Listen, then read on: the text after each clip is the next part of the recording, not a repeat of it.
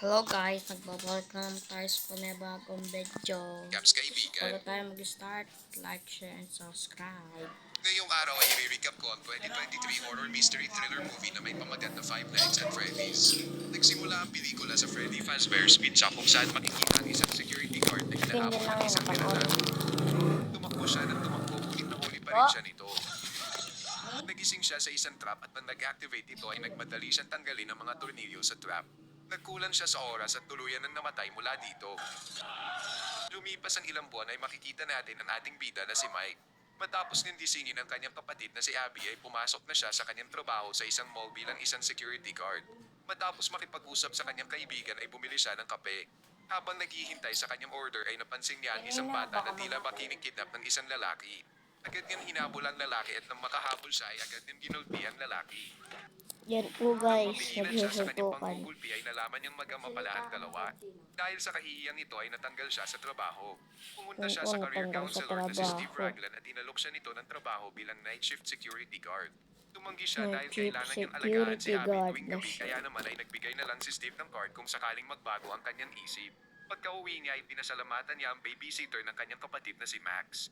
Pagtapos ay kinamusta niya si Baku Abby at inalok na maghapunan ng ngunit tumanggi siya dahil busy siya sa pagdodrawing. Pagkatulog niya ay napanaginipan niya ang isang masakit na alaala kung saan masayang nagpipiknik silang buong pamilya. Nang matabig ang isang Yan, inumin ay guys. inutusan si Mike ng kanyang nanay na bantayan muna ang kapatid niyang si Garrett habang kumukuha ito ng tissue. Nalingat si Mike sa isang frisbee at hindi niya napansin na kinidnap na pala ang kanyang kapatid at isinakay sa isang kotse. Hinabol niya ito ngunit wala siyang nagawa kundi pagmasdan na lamang ang kanyang kapatid habang tinatanay ito ng kidnapper na Yan hindi po, niya maaninag guys. ang mukha. Kinabukasan ay pinapunta siya sa social services kung saan pinipilit siya ng kanyang tita na si Jay na ibigay na ang custody ni Abby sa kanya. Ngayon pa man ayaw itong pirmahan ni Mike dahil alam niyang pera lang mula sa social services ang habol ni Jane sa bata. Kaya naman ay pinayuhan siya na humanap ng trabaho kung sakaling paabutin ni Jane sa korte ang kustodiya para kay Abby. Pagka-uwi sa bahay ay tinawagan niya si Steve at tinanggap na ang trabaho. Kinuwentuhan siya nito patungkol sa lugar na kanyang pagtatrabahuan. Noong 1980s daw ay popular ito sa madla lalong-lalo na sa mga bata. Nang magsara ito ay hindi ito pinagiba ng may-ari dahil meron itong sentimental value sa kanya. Simula noon ay pinapasok na ito ng mga trespassers. Trabaho ni Mike na pigilan ng mga ito na pumasok. Yan po, guys. Kinagabihan ay sinimulan na niya ang kanyang Baku unang recaps shift. po yan, Binuksan niya ang pangalan. kuryente sa lugar at tumungo na sa security room nito. Nakita niya na kuhang-kuha ng CCTV ang bawat sulok ng lugar. Nakita rin niya ang isang VHS at pinlay ito. Napanood niya ang ganda ng lugar bago ito magsara. Sinabi sa video na ang may-ari ay mahilig sa mga animatronics. Pinakilala rin sa kanya ang official mascot ng lugar. Nilipot niya ang lugar at natagpuan ang mga nasabing mascot. Pagtapos ay bumalik na siya sa security room at di katagalan ay nakatulog na siya. Napanaginipan na naman niya ang kanyang masakit na alaala. Ngunit sa huli nito ay nagpakita sa kanya ang 5 mga bata. Kinausap niya ang mga ito at tinanong kung nakita ba nila ang kidnapper ng kanyang kapatid ngunit nakatitig lang ang mga ito at hindi sumasagot. Share, and Lumapit siya at bigla silang subscribe na tumakbo po kaya kayo. naman ay hinabol niya ang isa sa mga bata ngunit sa kalagitnaan nito ay nadapa siya at nagising na sa panaginip. Nang matapos ang kanyang shift ay umuwi na siya. Bago umuwi si Max ay nangako siya na babayaran rin niya ang dalaga pag sumweldo siya. Tumungo si Max sa isang diner at napag-alaman natin na bayaran pala siya ng tita ni Mike na si Jane. Ang trabaho niya ay kumalat ng ebidensya na magpapatunay na hindi maganda ang pamumuhay ni Abby sa pangangalaga ng kanyang kuya. Mami, Gayon pa man walang nahanginan. nakalat na ebidensya si Max at sinabi lang ang patungkol sa bagong trabaho ni Mike. Sinabi ng kapatid ni Max na si Jeff ang kanilang bagong plano na sirahin ang lugar na pinagtatrabahuan ni Mike para Thank masisante you. siyang muli. Sa desperasyon na makuha ang kustodiya sa bata ay nangako si Jane ng malaking halaga Sa kung multo, sakaling nakuha. magtagumpay ang mga kumag na ito. Ha? Kinagabihan ay sinimulan na ni Mike ang kanyang Ano? pangalawang shift at sa kalagitnaan nito ay nanaginip ulit siya. Sa panaginip ay Tadaan. hinabol niya muli ang mga bata at nagawa niyang mahabol ang isa sa mga ito ngunit bigla siya nitong hiniwa. Lagyan mo yung dustpan doon para maano. Nagising siya mula dito at nakita niyang nag-glitch ang mga screen sa Basahin CCTV. na. Kunin mo Tumunog na rin yung ng malakas ang dustpan. isang Isapang mo speaker na kaya naman ay dyan. nireset niya ang kuryente sa lugar. Biglang nag-ring ang doorbell at nakita niya sa CCTV ang isang pulis. Agad niya itong pinuntahan at nakilala niya ang babaeng police officer na si Vanessa. Pinuna niya ang dumudugong braso ni Mike at pinasok ang lugar dahil alam daw niya kung saan nakaimbak ang first aid kit. Binigyan niya ng first aid si Mike at formal na nagkakilala ang dalawa. Nabanggit ni Vanessa ang patungkol sa child kidnapping case na naganap noong 1980s ngunit bago pa man siya matanong ni Mike patungkol dito ay pinakita niya ang official mascot ng lugar. Tumugtog ang mga ito na para bang isang banda ngunit sa kalagitnaan nito ay nag-malfunction sila. Sumapit na ang umaga at natapos na ang kanyang shift. Pagkaalis niya sa lugar ay nagsidatingan na sila Jeff kasama ang kanyang mga tauhan para sirain at guluhin ang lugar. Agad nilang pinagsisira ang mga gamit sa lugar at ninakawan ang mga arcades dito. Hindi nila namalayan na nag-activate na pala ang mga mascot sa lugar. Unang nakapansin nito si Carl na nagulat nang makita si Mr. Cupcake. Bigla itong nawala sa kanyang paningin at pagtalikod niya ay nakita niya si Chica na bitbit na si Mr. Cupcake. Agad siya nitong inatake at hinatnet ng walang kalaban-laban. Nakita ni Hank ang buong pangyayari at sa CCTV ay nakita siya ni Jeff na nagtago sa isang storage room. Noon ay hindi niya alam na nakaabang na pala sa kanya si Bonnie. Agad siya nitong ginulpi at pinaslan. Pinuntahan ni Jeff ang storage room para tulungan si Hank, ngunit nang makita niya si Bonnie ay napatakbo rin siya pabalik ng security room. Nanginig ang kanyang itlog nang makita sa CCTV ang ginagawa ng mga mascot. Biglang sumulpot si Mr. Cupcake sa isang vent at ginawa niya ang lahat para pigilan itong makapasok. Nang makatsyempo ay lumabas na siya sa kwarto. Sa labas ay naninig muli ang kanyang itlog nang makitang nakalock na ang labasan. Biglang sumulpot sa kanyang likod si Foxy na agad siyang pinaslang. Dumating sa lugar si Max na nag-aalala na kay Jeff. Noon ay nagpakita sa kanya ang isang multong bata na nagsabi sa kanya na sundan siya. Nang makarating siya dito ay narinig niya ang boses ng bata sa loob ng mascot na si Freddy. Lumapit siya at biglang kinaumagahan ay nakita ni Abby ang custody papers na hindi pa napipirmahan ni Mike. Nagmakaawa siya kay Mike na wag itong pirmahan dahil hindi rin niya gusto ang kanyang tita. Biglang pumatok si Vanessa at binalitaan siya tungkol sa trespassing na nangyari kagabi. Natagpuan ang kanyang sleeping pills at napagkamalan siyang natutulog lang sa trabaho.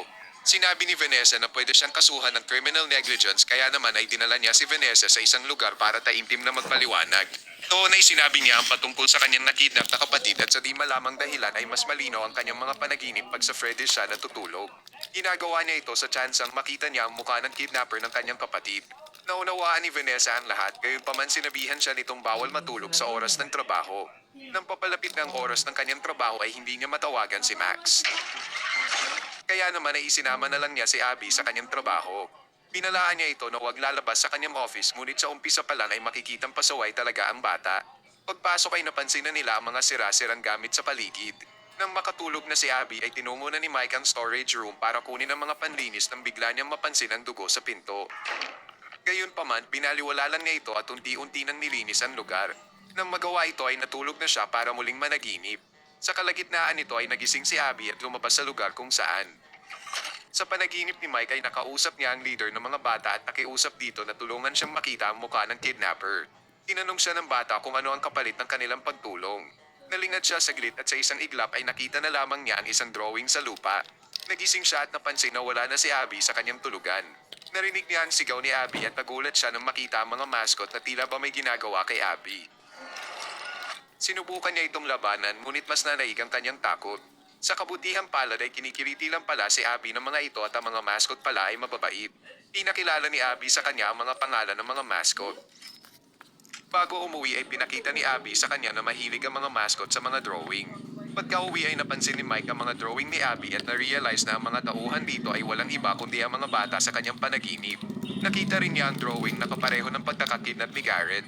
Kinumpronte ni Mike si Abby patungkol dito at sinabi niyang multong ang nagkokontrol sa mga mascot. Sinabi rin niya na kinuwento lang sa kanya ng multong bata ang patungkol kay Garrett.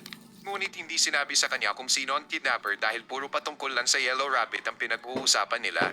Nakiusap si Mike na muling itanong ito sa mga multong bata at pumayag naman si Abby. Muling isinama ni Mike si Abby sa kanyang shift. Noon ay nagulat siya nang makita si Vanessa sa lugar. Napag-alaman niya na matagal na palang alam ni Vanessa ang patungkol sa mga multong bata na pinuposes ang 5 mascot. Pagtapos ay nakipagkasiyahan sila sa mga ito. Sa kalagitnaan nito ay pumunta si Vanessa sa isang storage room at sinundan naman siya ni Mike. Nakita ni Mike ang isang animatronic at sinubukang hawakan ito nang bigla siyang pigilan ni Vanessa dahil delikado pala ang spring lock nito. Nang hingi ng impormasyon si Mike patungkol sa lugar sa pag-asang makatulong ito sa paghahanap niya sa kidnapper ng kanyang kapatid. Sa di malamang dahilan ay nagalit lang si Vanessa at sinabihan siyang tigilan na ang kanyang misyon. Muli siyang kinulit ni Mike nang biglang napansin ni Vanessa na hahawakan na ni Abby ang gitara ni Bonnie. Dahil dito ay nag-ground siya at nahimetay. Lumipas ang ilang sandali ay nagising na siya. Kaya naman ay pinauwi na sila ni Vanessa. Sinubukan ulit ni Mike na humingi ng impormasyon ngunit binalaan lang siya ni Vanessa na wag na ulit dadalhin sa lugar si Abby sa takot na muli itong mapahamak. Dahil dito ay napilitan si Mike na tawagan si Jane para bantayan si Abby. Kinaumagahan ay nakita ni Abby si Jane at inakala niya na pinirmahan na ni Mike ang custody papers kaya naman ay nagalit siya sa kanyang kuya. Bago pumunta sa Freddy's ay sinabi ni Jane na kailangan nilang pagkasunduan na ang kustodiya ng bata pagkabalik niya mula sa trabaho.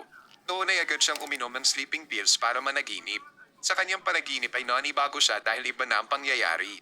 Nakita niyang kumpleto silang buong pamilya at hindi nangyari ang panginidnap kay Garrett. Nag-offer ang mga bata na hahayaan nilang manatili si Mike sa panaginip na ito kapalit ng buhay ni Abby. Agad na pumayag si Mike ngunit ilang sandali lang ay narealize rin niyang mas mabuting mabuhay sa realidad kaya naman ay binawi na niya ito. Biglang nawala ang mga tao sa paligid at di nagtagal ay unti-unti na siyang hiniwan ng mga batang hindi niya mahagilap ng paningin. Nagising siyang nakatrap na sa torture device mula sa simula ng pelikula. Umaandar na ito para pastanin siya pero buti na lang ay agad niyang natanggal ang mga tornilyo nito na pinaluwag na ng unang biktima sa pelikula. Nang mapahinto niya ito ay nakita niya ang katawan ni Max at iba pang trespassers sa lugar. Agad siyang tumakbo ngunit naninig ang kanyang itlog nang malamang nakalock ang pinto palabas. Naputol ang eksena matapos siyang lapitan ng mabilis ni Foxy. Samantala, habang nagkukulong si Abby sa kanyang kwarto ay tinawag siya ng leader ng mga bata na kumokontrol kay Freddy. Nakita ni Abby ang katawan ni Jane at inakala niyang nakatulog ito mula sa panginginom. Sumakay ang dalawa sa taxi para pumunta sa Freddy Fazbear's Pizza. Nagising si Mike sa isang lugar kung saan sinagip pala siya ni Vanessa matapos matagpo ang nakahandusay sa Freddy's. Sinabi ni Mike ang nangyari sa kanyang panaginip na gusto ng mga bata na makuha si Abby. Tinanong ni Mike kung bakit at umamin naman si Vanessa na gusto pala ng mga bata na gawing rin siyang possessed animatronic kagaya ng 5 mascot. Sa konsensya ay inamin at kinwento na ni Vanessa ang lahat. Noong 1980s daw ay ininspect ang kapulisan ng Freddy's para hanapin ang mga nawawalang bata. Ngunit wala silang nahanap dahil magaling ang kidnapper at itinago ang katawan ng mga bata sa loob ng mga mascot. Naging multo daw ang mga biktima at nawala ng alaala patungkol sa kanilang kidnapper. Dahil dito ay wala silang magawa kundi sundin ang lahat ng utos ng kidnapper na si William Afton na walang iba kundi ang tatay ni Vanessa. Nagulat si Mike dito at tinanong kung paano niya matatalo ang mga mascot. Sinabi ni Vanessa na kuryente lang ang kahinaan nila. Hiningi ni Mike ang kanyang tulong ngunit tumanggi siya sa takot sa kanyang sariling ama. Agad na tinungo ni Mike ang Freddy's at dumaan siya sa vent mula sa likod nito para hindi makita ng mga multo. Doon ay nakita niyang hinihahanda na ni Chica si Abby para gawing kagaya nila. Dahan-dahang ibinuhos ni Mike ang tubig kila Freddy at Bonnie at kinuryente ang mga ito dahilan ng kanilang pag-malfunction. Puwersahang ipinasok naman ni Chica si Abby sa isang animatronic suit ngunit buti na lang ay dumating si Mike at ginamit ang taser kay Chica. Agad na tumakbo ang dalawa at sa kalagitnaan nito ay nakagat ni Mr. Cupcake ang binti ni Mike. Tinatakbo niya ang kanyang kapatid kung saan nakita siya ng leader ng mga bata. Pinoses niya ang mascot ni Foxy para hanapin at hulihin si Abby. Si Mike naman ay nagawang kuryentehin si Mr. Cupcake at agad na hinanap si Abby ng biglang. Sinubukan niyang kuryentehin ang Yellow Rabbit ngunit hindi ito gumana dahil totoong tao pala ang nasa loob nito na walang iba kundi si William. Nahanap naman ni Foxy si Abby ngunit bigla siyang kinuryente ni Vanessa na pumunta sa lugar para tulungan si Mike. Inamin naman ni William ang kanyang pagpaslang sa kapatid ni Mike na si Garrett. Pagtapos ay tinadyakan niya si Mike na dahilan ng pagkawala ng kanyang malay. Inising niya ang iba pang mga mascot na agad namang sumunod sa utos niya. Nang papatayin na niya si Mike ay biglang dumating ang kanyang anak na si Vanessa at tinutukan siya ng baril. Tinanggal niya ang kanyang suot sa ulo at napag-alaman natin na siya pala ang career counselor sa umpisa na si Steve Raglan. Habang nilalapitan si Vanessa ni William ay nagalit siya at sinaksak ang sarili niyang anak. Nagising si Mike at inutusan si Abby na mag-drawing sa pag-asang maibalik nito ang memorya ng mga multong bata at makilala ang kanilang kidnapper na tinuturing nilang master. Nang magawa ito ay isinabit niya ang kanyang drawing sa board. Nakita ito ng 5 mascot at unti-unting bumalik ang kanilang alaala. Pinalibutan ng 5 si William at tumalo naman si Mr. Cupcake para banggain ang spring lock mechanism sa suot ni William. Unti-unting tinusok nito ang katawan ni William. Bago tuluyang bumagsak ay isinuot niyang muli ang kanyang suot sa ulo at nangakong babalik siya. Pagtapos ay kinaladkad siya ng mga mascot habang nililisan naman nila Mike ang lugar. Lumipas ang ilang araw ay bumalik na sa pag-aaral si Abby. Nang pauwi na sila ay dinalaw nila sa ospital si Vanessa na kasalukuyang nakakomatose. Habang naghahapunan sila ay tinanong ni Abby si Mike kung pwede ba nilang bisitahin ang kanyang mga kaibigang multo. Sagot naman ni Mike ay depende. Si William naman ay patuloy pa ring naghihirap sa sakit habang bantay-bantay ng mga batang multo sa Freddy's. Itinanong ni Abby si Mike kung pwede ba nilang bisitahin ang kanyang mga kaibigang multo. Yun lang guys.